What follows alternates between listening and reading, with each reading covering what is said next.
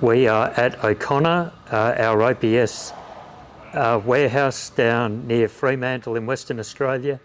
And Greg, we've had a busy few weeks. We certainly have, Nick. We've been working on a couple of projects, but mainly this particular one here is something we like to talk about. A couple 65 litre 16-cylinder engines for a Ferry company in Australia. We've obviously had to do some modifications to the engines, and we've had them running, and this is why all the instruments are laid out. We've actually done a few tests and added some extra components to the engines for this particular customer. But anyway, come over here and have a look. Brand new Ferry project? Correct, sir, yes. So standard Mitsubishi engine room and wheelhouse panels, accompanied with the alarm trip panel, which again is a standard item. For this particular project, we had to incorporate wing station tachos, which will display on this digital screen here. This particular screen is our Smart Cruise Assist, which gives you engine parameters, fuel consumption, load factors, maintenance and all that in an electrical format. And this is just a junction box for the Smart Cruise Assist, where all the cables obviously connect to the engine and also via to the actual unit itself.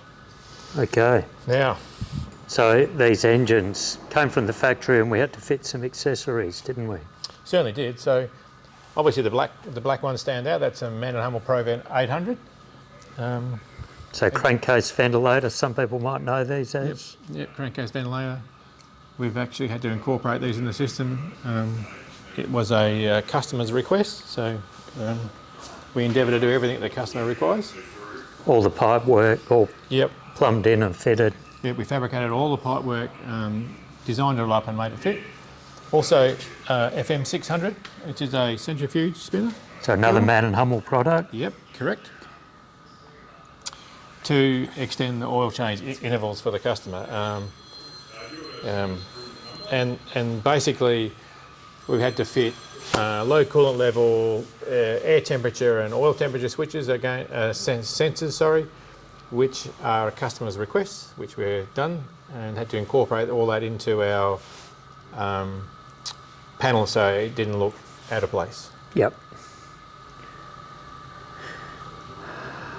What's the power on these engines? Oh, these big girls are 1610 kilowatts at 1800 RPM. So, And what do people like about these mechanical engines? oh, easy to repair, but in general, if you just sort of look at everything, you'll notice that there's no physical hose connections. Everything is a proper mechanical connection. Everywhere where there's a joint in the pipe, there's a physical steel connection. These particular engines have shielded fuel lines, so if a fuel injection line breaks, it sends an alarm off on the panel. And they do some amazing things, like look at this. These sensors are on a rubber mount, so they're not affected by the vibration, and the life expectancy of the sensor is quite long. They do everything quite nice all on rubber mounts. So that's kind of where that's all at. Do you want to explain the basic layout of the engine? Sure. Obviously fuel filters. These are fuel filters. There's two fuel filters either side. So V configuration. V configuration, yeah. These can be changed on the fly, so you can spin this lever over to this side, and you can change that one, and vice versa. It has a fuel injection pump on either side, so 8-cylinder fuel pump for this side, and an 8-cylinder fuel pump for the left-hand side. They have individual priming pumps on either side. This particular pipe here is for the gearbox cooling, obviously. We've labelled this for the shipyard. Just for those techies who want to know, this is a 00 flywheel housing, 21-inch flywheel housing. So for these engines, what gearbox will they fit up to? This particular engine's having a ZF 5055 gearbox installed on it. These units come with a Woodward governor. It's a hydro-mechanical governor.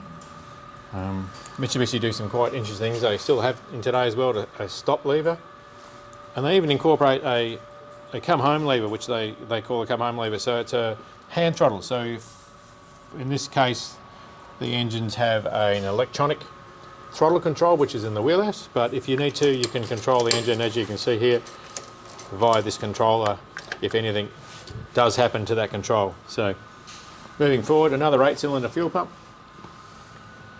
This filter here is the oil filter for the governor. Once again, 2 more fuel filters, and we have 3 engine oil filters and a bypass filter. So the bypass filter extends the oil change out to 500 hours, and we've added a centrifuge filter to add it out to another 500 hours to make it 1,000 hours for an oil change. Seawater pump, obviously we've been running it, so we've had the impeller out. So we'll ship a rake or duplex housing with each engine for this project? It's got Vulcan engine flexible mounts and rake or duplex 75 1000. Seawater cooling? Seawater cooling. Heat exchange cooler. Heat exchange is right here.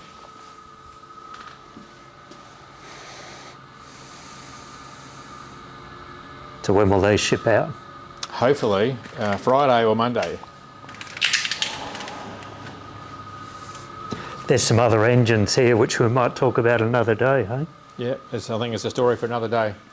It's all looking a bit messy, but work in progress. Okay, but these big engines should be shipping out next week, all being well. All being well, yeah. We're just waiting for the container to arrive. Okay.